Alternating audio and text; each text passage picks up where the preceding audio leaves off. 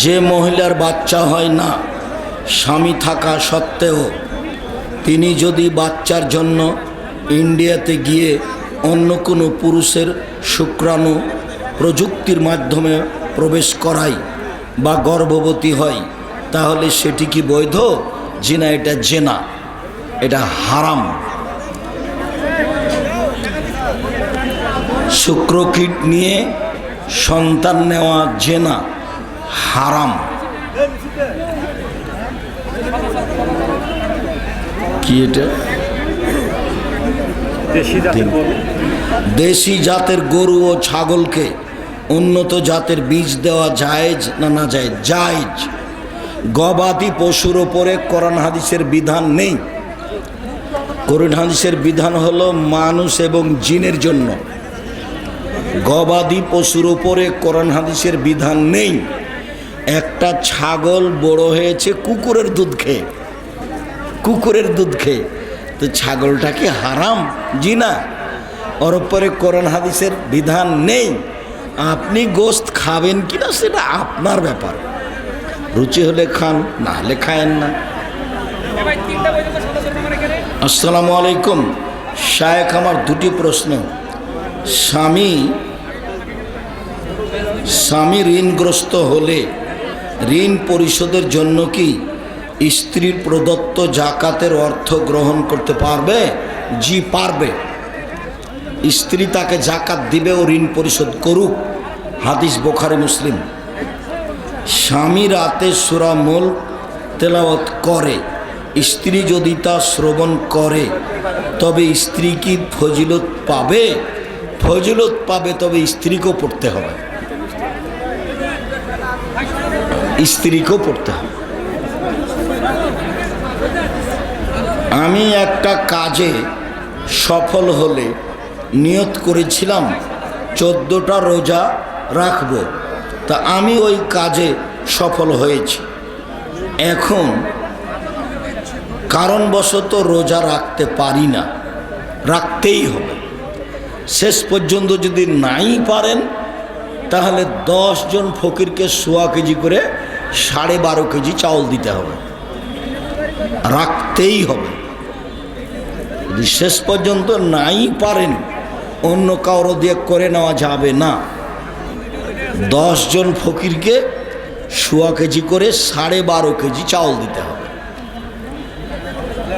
জমি বন্ধক রাখা এক প্রকার সুদ, তাহলে 18 বছরের মেয়ে এবং 24 বছরের ছেলে যদি তার বাবার সুদের টাকা খায় তাহলে তাদের কি করণীয়? যেদিন ইনকাম করতে শিখবে সেদিন আর খাবে না। তুমি এত ভিতরে গেলে কেন? তুমি বলতে থাকো, তোমার বাপ মাকে বুঝাতে থাকো। নামাজে যদি খারাপ চিনতে আসে তাহলে বাম দিকে থুতু, নওজুবিল্লাহ মিন জালিক, মাঝে মধ্যে বলতে থাকো, এক সময় সরে যাবে ইনশাআল্লাহ। মেয়েরা তো জেনা বা পরকিয়া কাজ করে, যাকে সেটা থেকে মুক্তি পাওয়ার উপায় কি?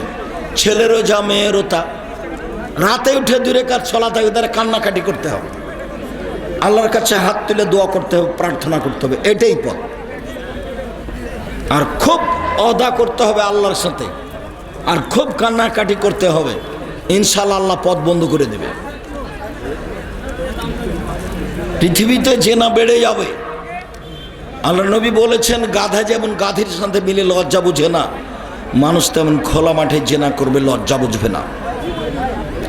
জেনা বেড়ে যাবে, খুব সাবধান। হকদারের হক যদি পূর্ণ না করে ওই ব্যক্তি যদি মসজিদ মাদ্রাসায় দান করে, হবে না, ওই একটাই জাহান্নামে নিয়ে যাবে। আসসালামু আলাইকুম ওস্তাজি, আমার সালাত নাকি হবে না, কারণ আমার রুকু সিজদা হয় না। হ্যাঁ ঠিক, হবে না, এইটাই ঠিক। তুমি চেষ্টা করো, তাহলে ঠিক হয়ে যাবে ইনশাআল্লাহ। সিজদায় বসে মাটিতে ঘেঁষে সিজদা করতে হবে, আমি নাকি মন গড়া আমার মতো সলাৎ পড়ি। মাটিতে ঘেঁষে কেনে সল আদায় করবা, হাত উঠিয়ে রাখতে হবে। মাটিতে ঘেঁষাই হচ্ছে হিংস্র প্রাণীর সলাৎ, যেটা আল্লাহ নবী না করেছে। কোনো উঠিয়ে রাখতে হবে যেন ছাগলের বাচ্চা পার হয়ে যেতে পারে। মহিলা পুরুষ একই হুকুম, মহিলারা যেন পেটের নিচ দিয়ে ছাগলের বাচ্চা পার হয়ে যেতে পারে। জি, সব দিয়ে না, কিছু কিছু কমান। এতিম যা পাবে তা চাচারাই নিজের মতো করে তার সম্পদ ব্যবহার করে। তা তিনি চাইলে বলে 10-20 বছর পর হলেও তাকে দিব, এইগুলো কথা নয়। এতিমের টাকা হাতে হাতে সময় মতো দিয়ে দিতে হবে। 5ই আগস্টের পর হিন্দুদের মন্দির পাহারা দিতে দেখা যায়। মাদ্রাসা ছাত্রদের, আলেম সমাজের অন্য একটা অপবাদ থেকে বাঁচার জন্য মন্দির পাহারা দেওয়া হয়েছে। মন্দিরকে সম্মান করি এই জন্য নয়, অন্য একটা অপবাদ থেকে বাঁচানোর জন্য পাহারা দেওয়া হয়েছে। মন্দিরকে সম্মান করি এই জন্য নয়। মন্দির আমরা ভাঙতেও যাব না, মন্দির পাহারা দিতেও যাব না, কিন্তু আমাদের উপর একটা অপবাদ আসছিল, সেইটাকে ঠেকানোর জন্য এটা করেছি। ওর সাথে আমাদের ভালোবাসা নেই, থাকবেও না। ওই সময়তে প্রয়োজন ছিল। আসসালামু আলাইকুম ওস্তাদজি, আমার আব্বা আম্মা আমার বিয়ে দিচ্ছে না, আমি পাপ কাজে জড়িয়ে, তুমি আমার সাথে কথা বলো, আমি বিবাহের ব্যবস্থা করে দিচ্ছি, ইনশাআল্লাহ করে দেব। তোমার আব্বাকে কি বলা লাগে সেটা আমি দেখব। আমার বর খুব রাগী মানুষ, অল্প কথায় রাগ হয়। তিনি আলেম মানুষ, মানার পরেও মানে না। এসব মানুষের সম্পর্কে আল্লাহ কোরআনে কি বলেছেন? আপনি ধৈর্য ধারণ করেন।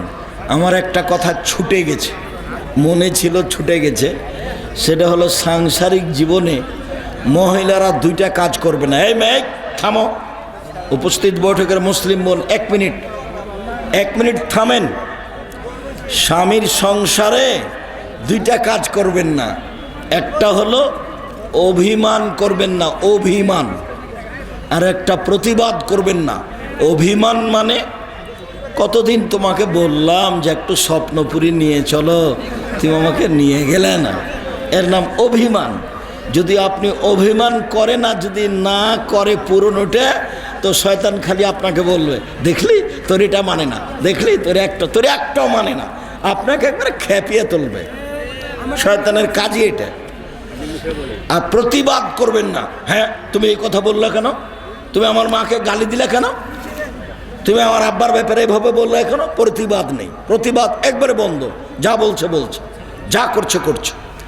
আপনি বলবেন, আমি চিরির বন্দরের পল্লীর মেয়ে আপনার সংসারে এসেছি, আপনার যদি মোটা কাপড়ে সাজে আমার জন্য সাজে, আমি হাত দিয়ে দেখে নিজের পরিবেশ নষ্ট করতে রাজি নই।